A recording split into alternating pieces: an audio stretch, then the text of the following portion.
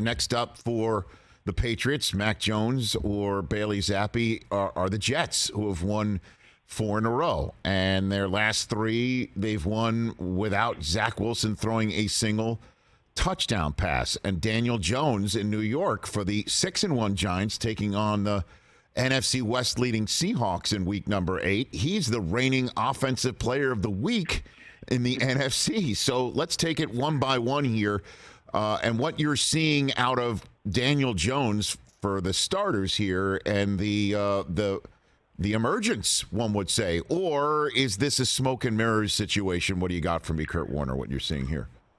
What do you think? Well, I think both of these teams are playing very similar type football. They're winning the same way. They're winning with defense. They're winning with run game, and then getting enough from their quarterback. Now, of course, the Giants situation, they're getting a lot more from their quarterback than the Jets are. And I love what Brian Daboll's done to utilize the skill set of Daniel Jones. But he finally looks comfortable playing the game.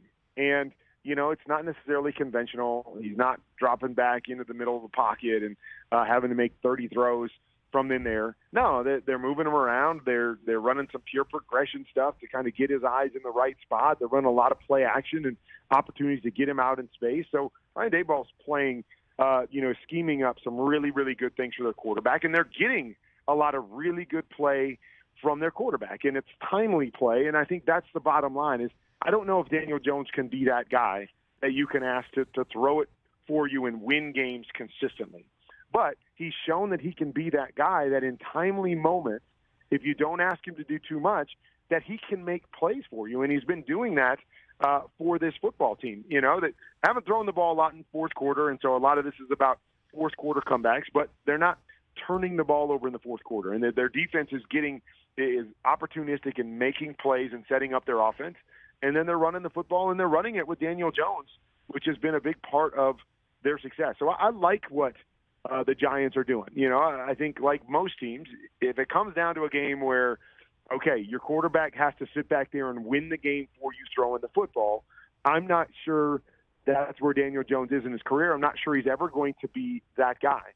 But the way they're asking him to play, he's playing some really solid football. What do you think of Zach Wilson? Because I had Robert Saleh on last Friday, and he was talking about we're not nearly anywhere near the type of football that we can play.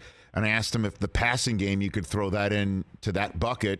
And he said that he actually sees some good things out of it. And I don't know if that was being Pollyanna or not, but it's been 3 straight. It does appear to be a struggle on that front. What are you seeing out of Zach Wilson, Kurt? Yeah, it seems to be a big-time struggle. You still see moments of Zach being special and making special throws here and there, but there's no consistency. I struggle sometimes with their concepts and what they're asking him to do. But I don't think Zach Wilson is seeing the field yet.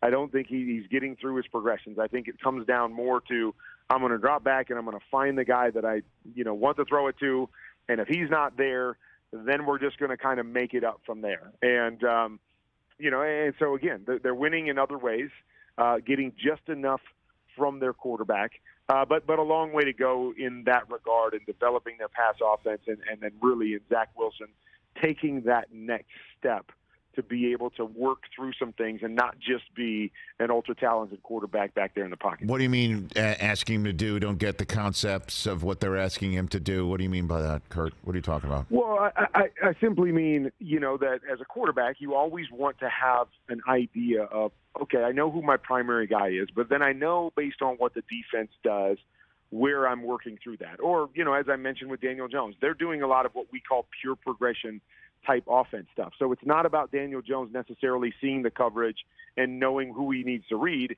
It's about, hey, every time we call this play, this receiver is going to be number 1, and then this receiver is going to be number 2, and this receiver is going to be number 3. So all you have to do is work through your progression because it never changes regardless of, the coverage that you see. And so that's what I want to see. I want to see Zach having some comfort with either A, what he's seeing to be able to kind of change his reads or get to the right guy, or B, if they're going to run more of this pure progression, get through his progressions and work from number 1 on to 2 and 3 on a consistent basis and be able to get the ball and move through that progression part of things from inside the pocket in a timely fashion. And right now I'm not seeing that. I'm seeing more. I'm looking at my first guy. If that guy's open, he can make plays, and we've seen that in a number of games. But when that guy's not open, there's a lot more hesitation in the pocket, and it looks like he's unsure of himself once he gets to that point.